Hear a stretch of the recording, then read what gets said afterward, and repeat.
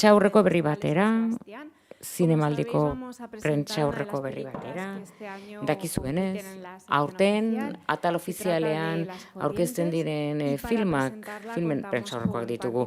Aurten orain Las Corrientes dugu, beste muturretik honea aurkeztuko du bere taldeko kideak, David Epine ekoizlea, Eugenia Monumentaler ekoizlea, Isabel Aime González Sola antzezlea, Milagros Mumentaler zuzendaria, Esteban Bigliardi antzezlea, Jazmin Carballo antzezlea, Rosa Martínez Rivero ekoizlea, eta Violeta Baba ekoizlea. Ondo iruditzen bazaizue galderekin hasiko naiz, bestela nik neuk egingo nuke. Hemen badago lehen galdera bat. ¿Qué tal? Buenas tardes. Kaixo, arratsaldeon. Yo quería Barkatu. preguntar acerca de todos esos silencios que hay en la película. Filmean dauden isiltasun horiei guztiei buruz galdetu nahi nuke.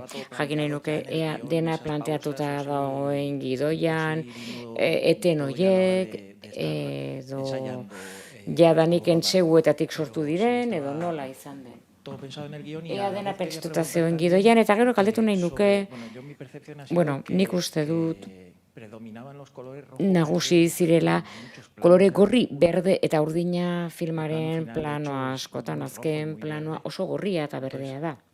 Beraz, jakin nahi nuke, hori nire pertzepzioa den edo nahita egin duzuen. Hola. Kaixo, Sí, supongo que no sé por qué no Bai. siento una película muy silenciosa. ez dakit ez dut uste oso isila denik filman.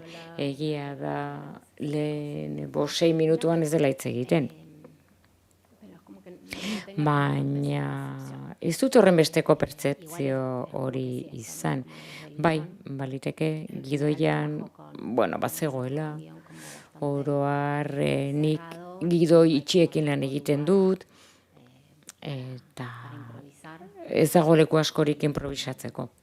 Y también sobre todo es como que Eta muchas veces en las condiciones askotan, que se hacen las películas filmak egiten dira baldintza batzuetan, es como que uno eta intenta llegar saiatzen zara iristen filmaketara, seguro posible. ahalik eta ziurrenen zaudela, eta gauzak nahiko itxiak daudela. Después Isabel igual Gero Isabelek behar da del silencio del personaje. hitz egingo du berak bere pertsonaiaren isiltasunez. Bai, Y después con respecto eta gero emango diot hitza. Eta kolorei dagokienez, como bueno, bai, como un azul, como urdina nahiko presente dago, el saco bere jakan, ura ere bai, de verde. gero berde, gris paleta bat ere badago tartean. Eta gorria agertzen zen, gehiago pintzelkada gisa hainbat momentutan. Había como ahí un Hau da, hor color. kolorea lantzeko asmo bat zegoen. Siempre igual, hay como Beti, ¿no? A la hora como de uno elegir hau da, desde aukeraketa bat egiteko orduan, decorado, lokalizazioak, dekoratua, jantziak, que piensa hau como da, los colores koloreak ere hartzen ditut kontuan, como una eta al inicio, ¿no? De irudi bat dago hasieran, proba gisa. Hau da, que usa el personaje. zein den pertsonaiak erabiltzen duen estalkia filmaren hasieran. Eta beraz, ez dakit Isabelek isiltasunei buruz hitz egin nahi duzun. Del personaje. No, yo tengo la impresión Ez que nik no sé si, inpresioa daukat, es una película silenciosa, film como isil el bat objeto dela, determinado, pero objektu sí- burutu gisa. silencio. Baina bai, Pero sí me parece Baina cuando bai. tengo la impresión de que hay Impresioa dut, personaje pertsonaiak duen isiltasun hori, hitz egiten duenean ere ematen du isilik en dagoela, el sentido ez? de que Hau me da da, la sensación a mí de que es un personaje iruditzen que zait, tiene un pertsonaiak interior barrualde que está hermético en un cierto hermetiko bat punto duela y puntu jakin por batean. más que esté hablando adentro Naiz hay eta otra hitz cosa que está egiten sucediendo. egon En ese barruan sentido, beste me da la zerbait sensación de que gertatzen tiene ari como un zaio silencio pertsonaiari. interior, Hau da barne isiltasun bat badu, sí, que tiene un eta bai, espacio en ella. espazio batuena bere barruan. Y un poco por Eta hablar también con el resto baita de los ere actores, gainerako los profesionales que antzezleekin comentas, hitz hay una cosa que me egiteko gusta mucho de la bada película, gauza y es bat que filman tengo la asko sensación de que gustatzen todos los zaidana. personajes Iruditzen que no son zait, la protagonista, protagonista ez de diren algún modo pertsonaia se guztien posicionan como un artean escalón por nolabait debajo, ¿no? posizionatu Como que egiten dira eskailera todo el bat asunto va azpitik. de ella, Hau ¿no? da, Y hay que mantener ese misterio, ¿no? Y hay film como osoa un berari respeto buruz da, desde baina la misterio bat interpretación del resto mantendu de los behar da, actores que me parece gainerako muy antzezleen interesante, ¿no? Como interpretaziotik. que todo es al servicio de la Oso protagonista, interesgarria da, ¿no? Y kasu quería horretan. preguntaros un poco Eta si galdetu según nahi la nizuke, percepción mía y cómo habéis trabajado hau estos da, personajes, nire porque percepzioa no delako. quitarle el Hau protagonismo da, a esta mujer, ¿no? Que está protagonismoa pasando por un ez proceso muy kentzea complicado, emakume pero al horri. mismo tiempo que entendamos que la Aldi relación berean con cada uno de ulertzea ellos es fundamental para comprenderla, bakoitzarekin ¿no? harremana Si os funtsezkoa apeteciera dela. un poco hablar Ezakit sobre hitz egin vuestros nahi personajes y duzuen, cómo trabajasteis zuen un poco para pertsonaiei que buruz esos eta nola lan personajes egin estuvieran zen al duten servicio de la protagonista. pertsonai horiek protagonistaren mende egon zitezen. Quiero aclarar algo que la Nik película todavía no la vi. zerbait argitu nahi dut, nik ez dut oraindik filma ikusi. Enuen ikusi nahi De computadora en ordenagailu batean nire etxean nahiago dut gaur ikusiko dudan bezala ikusi. Baina bai, berbada galderari erantzun diezaioket. Sí, había una línea Bai, clara y lerro oso argia zegoen lograr que lortzeko trance o el viaje bidaia edo trantzea de la protagonista protagonistaren bidai hori era el motor de la historia. zela historiaren motorra. Eta nolabait gure rola zen osatzea rol hori eta aberastea. Lo cual es un honor enorme, Eta hori ohore handi bada. es una construcción que Eraikuntza bat baita, utzi egiten dizuna, una conexión muy grande lotura oso handi bat sortzen beste antzezle batekin zerbait eraikitzeko. Eta tonu musika nota batekin sintonian jartzen zara indartu ahal izateko. Eta ocultarla o no ez ezkutatzeko eta ez eklipsatzeko ere. Beraz oso sutila izan behar duzu eta saiatu behar duzu hori ahalik eta modu eraginkorrena egiten filmarentzat, modu maitekorrenean. Hau da, nork bere rola zuen, baina bai, ikusi duzun hori, nik ere, ados nago zurekin. Jazmin, si te apetece Ez dakit añadir Jazmin, zerbait esan nahi duzu, bai, gogoa dut.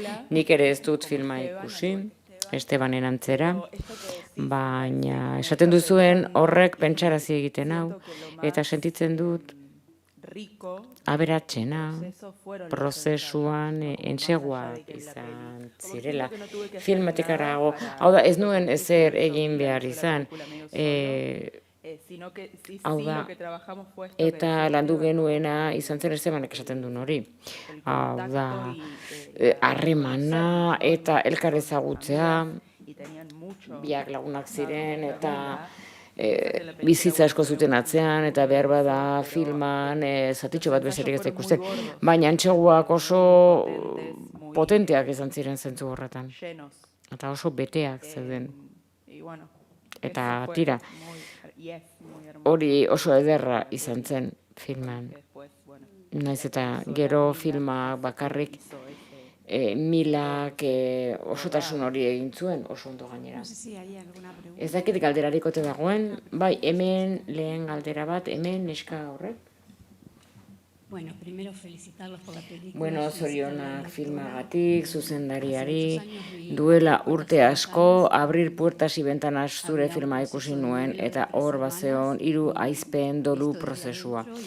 Eta gaur ere sentipen berbera izan dut, egoeran, protagonista ari da ose une zaila pasatzen bere adimen osasunean, baina bueno, zorionak zuzendaritzagatik eta antzezleagatik benetakoa da eta sinestezina da firman ikusten den prozesua. Galdetu nahi nuen besterik gabe, zergatik, ea nahita, pentsatzen dute egin duzula, aldaketa bat ote dagoen protagonistaren posizionamendu sozialean. Ze itxuraz ama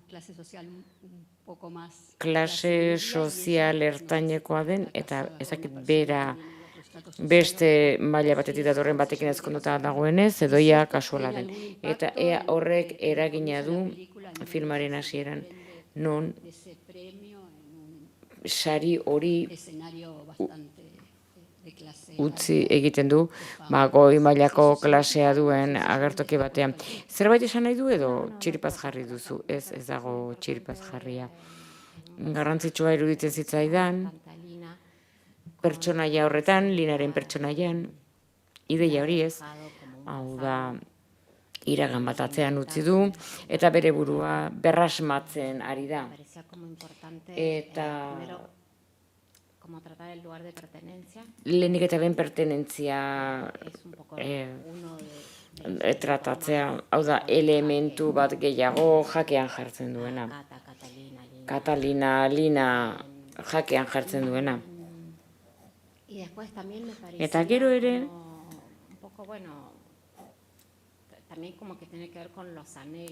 ematen du ere zerikusia dula norberaren gogoekin. Gaur egun bizi garen gizartean, gizarte ultrakapitalista batean bizi gea, eta irrikak pasatzen dira ikuspegi ekonomiko batetik, itxura egitetik, beraz iruditzen zitzaidan, nolabait, Lina zen beste ordezkari bat. Gaur egun gauden gizartearen ordezkari bat besterik ez da. Galdera bat atzean, zorionak filmagatik, denoi, niri ikaragarri gustatu zait, ze rol duen filmak, ze askatasun ematen duen desbideratzen narratiboak egiteko eta baita ere Linaren inguruko emakumeen edertasun hori nola azpimarratzen den bere begiradaren bitartez. Eta ezakit pixka bat hitz egin dezaken auzi horren inguruan. Pentsatzen dut muntaiak ere zerikusia duela. Eta horri buruzko zerbait, bai, erronka antzeko bat izan da filman. Nolabait esateko bi bide argiago ditu. Bata da pertsonaiari jarraitzea bere eguneroko bizitzan eta nola egiten duen aurrera, eman gabe zerka saldatzen duenik, eta gero nola nahasten den beraren barrualde horrekin. Hau da, alde intimoago horrekin. Eta nora eramaten duen. Hau da, non jartzen duen bere begirada, eta batean jarri egiten du estatu batean, eta horrek eramaten du museo bat bisitatzera pertsonaia baten bitartez. Beraz, hori izan da erronketako bat esatea. Hau da, nola bateratzen dira pixkat bi maila horiek, Linaren kasuan. Zintzen beste galdera? Bai. Bueno, horre badago beste ideia bat, hau da, zentzu horretan. Fuga antzeko batzuk, antzeko batzuk daude. Nola Linak imaginatzen ditu bizitza posibleak, edo nola bere laguntzailearen bitartez imagina dezaken Linaren iragan bat pertsonaia horretan, eta agertzen dira bi emakumeetan bilakaera bat dago. Hau da, Pilarren bitartez bere bidea izango litzatekeena. Eta nola berak nahiko lukeen norabaiteko bilakaera bat Irmaren antzera. de cosas que en su Hau vida da, hoy ze gauzak que ella no se las permite, ¿no? behar bada beak bere buruari uzten ez diona. En un lugar. Hay aquí delante una pregunta. Hemen aurrean galdera bat, Julia Montesoro de Argentina, de GPS Audiovisual. Argentinatik Bueno, nator, felicitaciones por la película. zoriona Que filmagatik, los que todavía no la vieron, egon están daitezela muy lasai bien ikusi ez dutenak, denak oso ondo daude, antzezle guztiak. Yo quería Nik preguntar, me galdetu pareció, me nahi despertó muchas nuke, sensaciones la película. sentipen asko eragin dizkit filmak. Emakumea lertzeko zorian dago, herrialde batean, non lertzeko zorian ere badagoen. Eta zentzu horretan berak oso ezkutatuta du hori dena. Recién sobre el final Ze amaiera aldera, va a visitar esa madre que vive en un ama lugar bisitatzera doa, absolutamente distinto, leku en el guztiz conurbano, desberdin batean en lo bizi más dena, profundo, iritik kanpo eta baita ere sekretu sakon bat gordetzen duena. La película tiene Eta algo no solo que ella trabaja en el ez da diseño, bakarrik berak diseinuan lan egiten duela. diseña también objetos. Baizik eta objektuak diseinatzen ditu, naiz eta modakoan dagoen, baina badago diseinu bat arlo guztietan. Beraz galdetu nahi nizuke, Milagros, ea hori izan zen gidoiaren elaborazioaren lan bat, urte askoan zer egindakoa. Azken emaitza honetara iristeko. Non jantziak, musika, argiztapena, egiten dutena eta egiten ez dutena, gordetzen dutena eta agerian jartzen dutena, dena diseinatuta dago. Horri buruz galdetu nahi dizut, nola joan zen lan hori? Bueno, sí, es verdad que fueron como Bai, muchos años egia da urte asko de izan direla, lanean, que a veces gidoian, paso por, estuve durante 8 años ni sentada nintzen sobre urtean egunero lanean bizitzan beste gauza batzuk gertatzen dira, eta acciones, oporrak ere hartzen dituzu idazkeratik. Baina egia da, cuando algo tarda tanto, zerbaitek hainbeste tardatzen duenean, estímulos externos kanpoko estimulo asko egoten dira, datorkionak, eta motibatu egiten duena, eta lan pixka bat egin behar da, horretan. exposiciones, Liburuak, erakusketak ematen du con una historia historia batekin zoazenez, pertsonai batekin, que se va como llenando betez joaten da, estimuloen cuando bitartez, son películas de batez ere pertsonaje kontakizunerako. es como que cuando es una película de personajes es como que Non como al acompañar nolabait lagundu diezaioketen eta bide desberdinak arditzaken. Hau da, gidoia irekiagoa da, zailagoak da idazten. y después con digamos había algo de Hor badago ere, como de esta idea, ¿no? Del pertenecer, de ascender.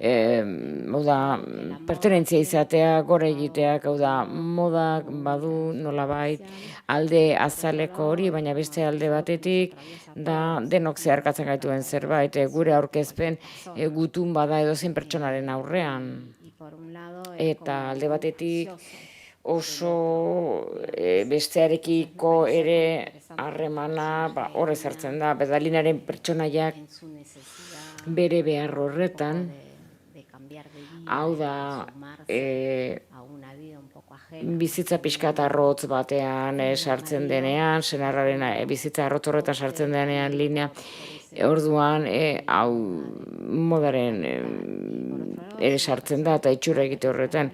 Eta berak bai itxurak egin dezake, baina auskortasun asko ditu pertsonaiak eta baita ere, neko iluntasun ere badu. Eta indar asko gainera, eta Un estado estatu batera podría haber ido de tik bestera doa. Hau da, baina mediko baten gara joan ziteken eta galdetu zer gertatzen zait, baina berari bururatzen zaio gaixotasun horretan ibiltzea eta bere aldetik oso ausarta iruditzen zait egiten duen transito hori. ¿Qué más? Zer gehiago? También, ¿no? Para que, digo, para que tuvieran claridad. Hau da, sobre el ensayo, argitasuna izan zezaten también antzezleek tuvo entsegu asko egin dira, la sutileza edo baita ere de cada sotiltasunak jokatzeko orduan hori entsegatu eginda, nola jazten dira, nola mugitzen diren, nola isiltzen diren. Sí, a mí lo que Bai, siempre me gusta niri beti pensar gustatu es izan zait ensayos pentsatzea. donde, por ejemplo, sobre Normalean, Lina tengo linari buruz, 10 bueno, páginas nik escritas 10 de su horri relación con su ditut madre, idatzi eta bere desde amarekiko chiquita, duen que harremana, ze jaio zenetik eta etxetik alde egin zunetik. Hau da, hay que poner todo en una película. ez dago dena zertan jarri behar film batean, baina niri gustatzen zait pentsatzea pertsonaia bat eta gero asmatzea bere istorioa. Iruditzen zait Además, oso divertigarria dela gainera, hau da beraztu egiten duela.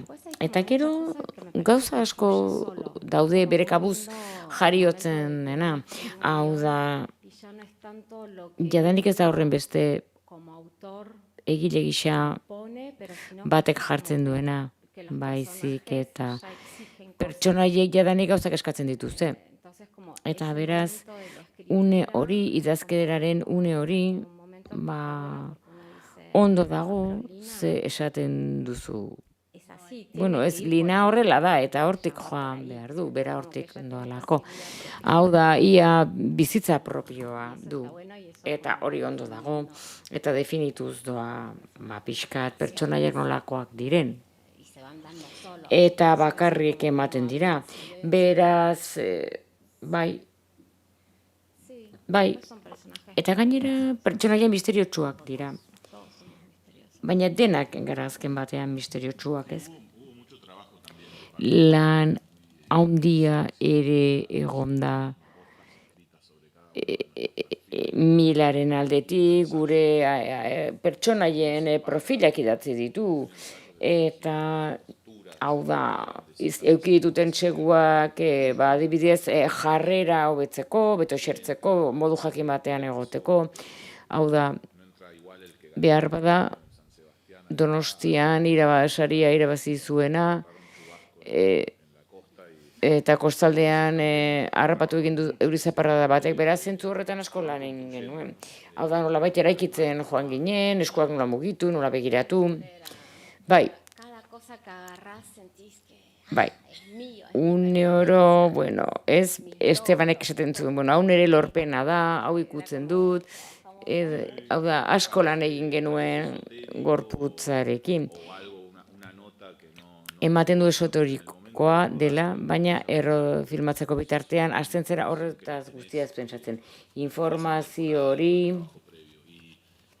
eta noski, film hau aldez aurretik egin zen, entsegu asko egon ziren, eta horrela iristea filmaketa batera, hau da, ez dago zertan hitz egin justifikatu pertsonaia beraren bitartez, baizik eta justifikatu egiten da begirada batekin, esate baterako. Eta orduan egia da En el proceso largo de los ensayos. entseguen prozesu luzean, Milarekin, eta Maria Laurarekin, eta Felipe Ibarrekin, eta Marian Herreirorekin, eta jende horrekin guztiarekin, Para buscar la voz, el cuerpo. bilatzeko ahotsa, gorputza. Egia da, filma nik ere ikusi nuenean konturatu nintzen, Lo material. materiala dena asko existitzen dela egitura, textura, koloreak, maketak, eta egia da oso ederra zela, Personajes también desde esa manera. pertsonaian, Que tengan hau da, mucha profundidad. sakontasuna handia ezatez gainera bilatzea, zer den lanaren gauza, hau da, zen modu duen, Sí, de trabajar como el bai, oficio. lan egiteko, ofizioan. Parece que un Iruditzen zait bide oso ederra por el cuerpo. gorputzean sartzeko, eta ez horren beste maila psikologikotik. Hau da, No, metafísico no. thriller metafisiko bat, bueno, no, ez psikologikoa Más allá que hay todo eso. egin ordez, hau da. Bucear en lo profundo. De un personaje. Sakontasunean nolabait buzeatzeko, Sí, bai, la peli tiene eso, pero la manera de entrar que tuvimos los pelikulak actores hori du, a través de- baina antzezleak Milaren bitarte sartzen gera, eta baita ere lanean egon ginen pertsona guztiak, gorputzarekin lan egin genuen asko, eta horrek asko balio du. siempre eta oso bereizgarria da. Galdera bat hemen.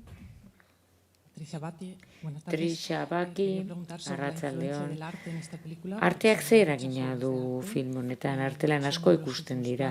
Eta azken planoetako batek gogorarazten digu Ofelia, baina baita ere Rafael aurreko arteaz hitz egiten da estena batean, pertsona etzanda dago, eta ez da bat ere etxe batera jolatu egiten du, komentatu dezakezun horren inguruan. Sí, en un momento me Bai, pareció como une que batean era- iruditu zitzaiten interesgarria zela No, como en Ai, esas preguntas. galdera horretan bezala, Linaren galdera hori, hau da, ze gertatu zitzaidan, eta ulertzen saiatzea, zergatik iritsi zen lekura, eta gainera bere laguntzailearen bitartez, Del romanticismo. ze romantizismo dagoen, hau da, beha kuestionatzen du Es un acto guztia, como que se pregunta. hau da, bere buruari galdetzen dio, hau da, Uno puede pensar antzezle romantiko bat zarenean, pentsa dezake da gauden gizarte honetan, zer den antzezle erromantiko bat gaur egun. y me gustaba Eta gustatzen zitzaidan ideia hori ere bai, vincular la película hau da filma lotzea mugimendu horrekin, romántico que mugimendu erromantiko hori, padre hau da moderno, arte modernoaren aita, donde gisa, aparecen eta ya como baita ere los autores, egilea gehiago agertzen direnean.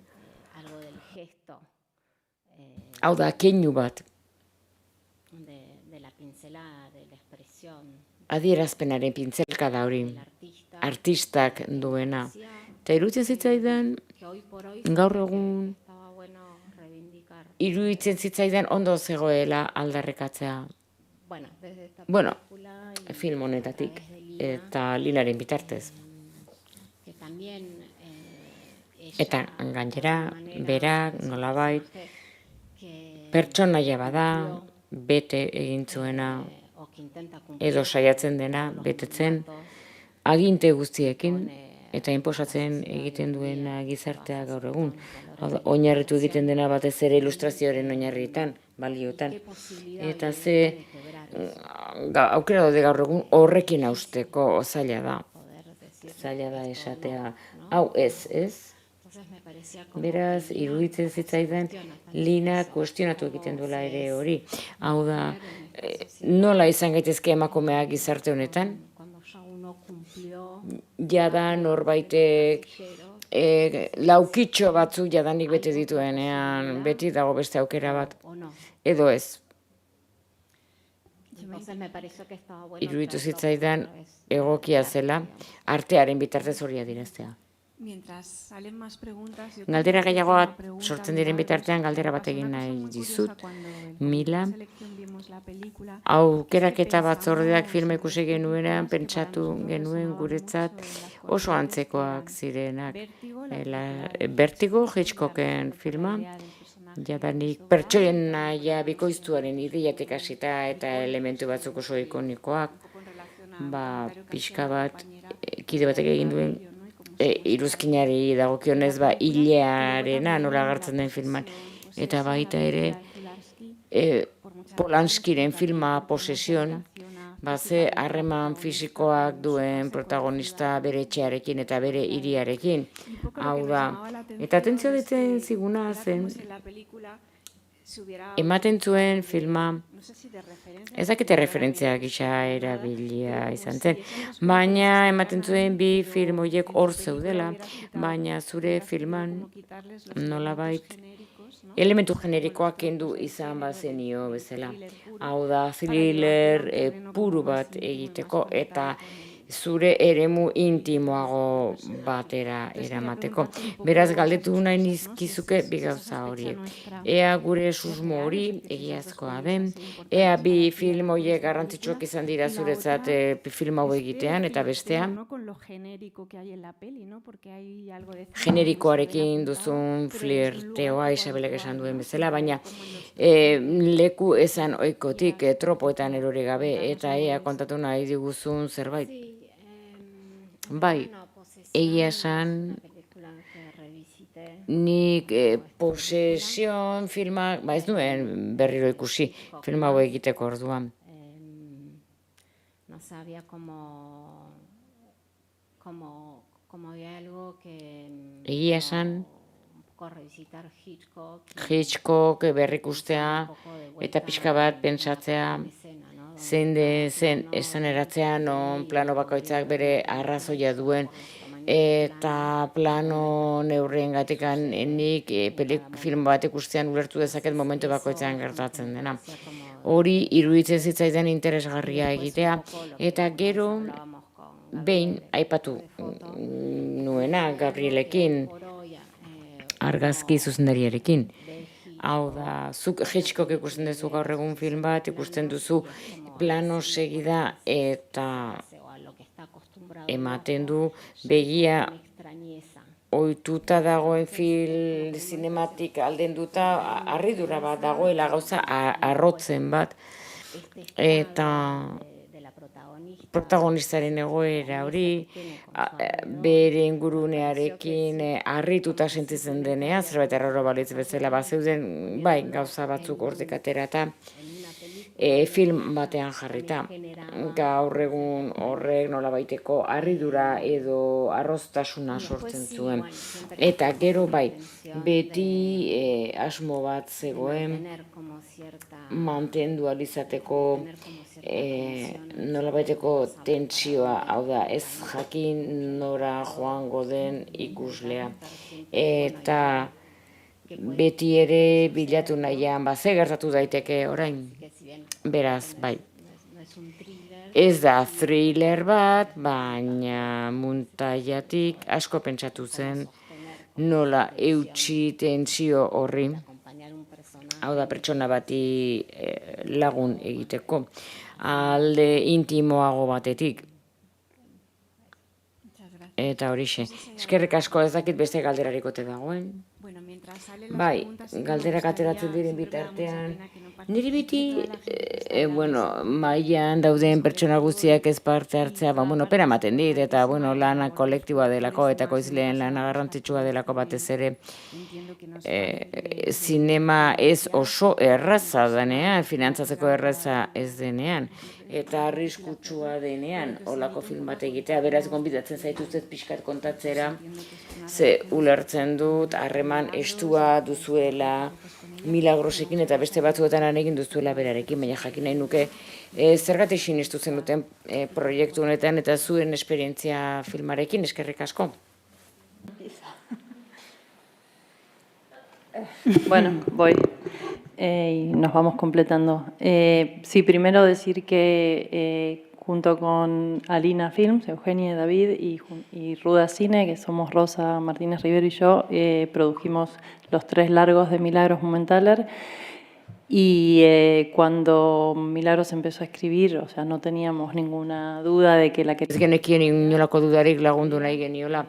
Eta ikaragarri gustatu zitzaigun eta jauzi bat eman genuen. Heldutasun desberdina zuen film bat hasiera bertatik. Eta urrats bakoitza interesgarria izan zen guretzat sormen prozesuan. Eta egia esan dei egiten zigun. Gero etorri ziren zailtasunak. Noski izan genituen ekoizpen arloan batez ere kontutan hartuz. Zeharkatu egin gintuela Argentinako egoera dramatikoa, ikaragarria. Eragin handia izan zuena kulturan eta zineman bereziki.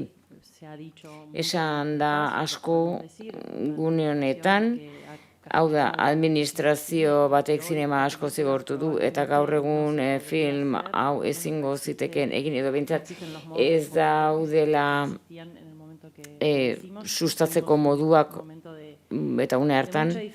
Zailtasun handiak izan genituen, baina urteetan zehar harremana izan genuen gure ekoizlekidekin, konfiantza zegoenez eta elkar ulertzera iritsi ginen, elkarrekin pentsatzeko nola segi aurrera. Eta Milati ere eskutik zetorrela. Mila oso gertu dago ekoizpenetik, gauza zehatzetatik, eta beraz horrela egituratuz doa zentzu horretan eta zentzu horretan oso ondo egokitu zen guk filma egiteko genuen egoerari. Bai, osatu nahi baduzue. Bai, ez. Ez.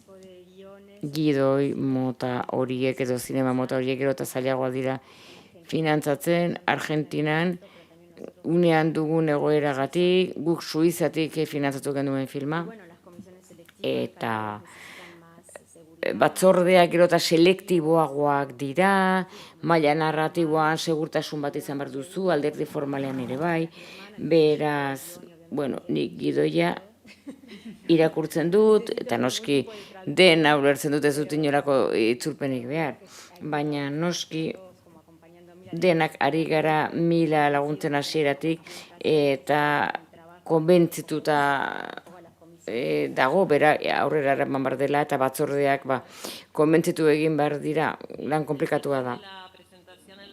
Bai, hau da Rosario Blefari ere bai, taberna batera joan ginen, eta han geunden zerbait hartzen, lasai asko, eta Milak kontatu zigun filmaren hazia emakume bat, alde hotz batera jauzi egiten duena. Eta tartean, bueno, lan handiko urteak izan ziren, denak oso komprometitua gaude bere zinemarekin, egiletza handia du, eta elkar laguntzen joan ginen oreka bat aurkitzeko. Urte mordo horretan, une desberdin horietan, eta asko lan egin zen. Modu komprometituan lan egin zen, eta Mila gonbidatuz joan zen gero eta kide gehiago idazketan laguntzeko, eta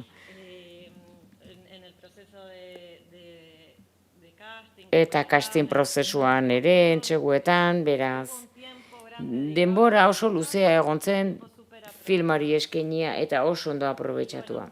Eta Violetak esaten duen bezala, gobernu aldaketa bat etorri zen, zinema ondatzera etorri zena, horreka berreskuratu behar izan genuen, eta zentzurretan, hau da ekoiko produkzio baten adibidea, Alinek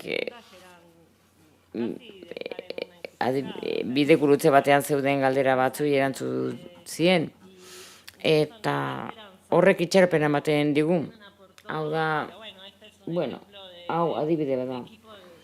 Talde lana, kolektiboa, adiskideak daude lehen hilaran, argazki zuzendaria, muntaia. Hau da, lasaitu egiten zaitu ikusteak naiz eta zailtasunak egon, bai Argentina, bai Suizan, zinema oraindik ere gurea dela. Galdera bat hemen? Kaixo berriz ere. Jakimina dut jakiteko ea hasieratik, emakumeak jauzi egiten duen ideia horretatik ea ama zen jadanik ideian. Eta uste dut galdera hau pertinentea dela amabatasunak duen paper horretan film osoan zer. Ez naiz oso ondo gogoratzen ama zen edo ez uste dut. Lehen egun horretan irudikatu nuen, hortik ez, baina seguruen ez bai, ama izatera zijoan. Ez, niri interesgarria iruditu zitzaidan Lina ama izatea, ze ez balitz ama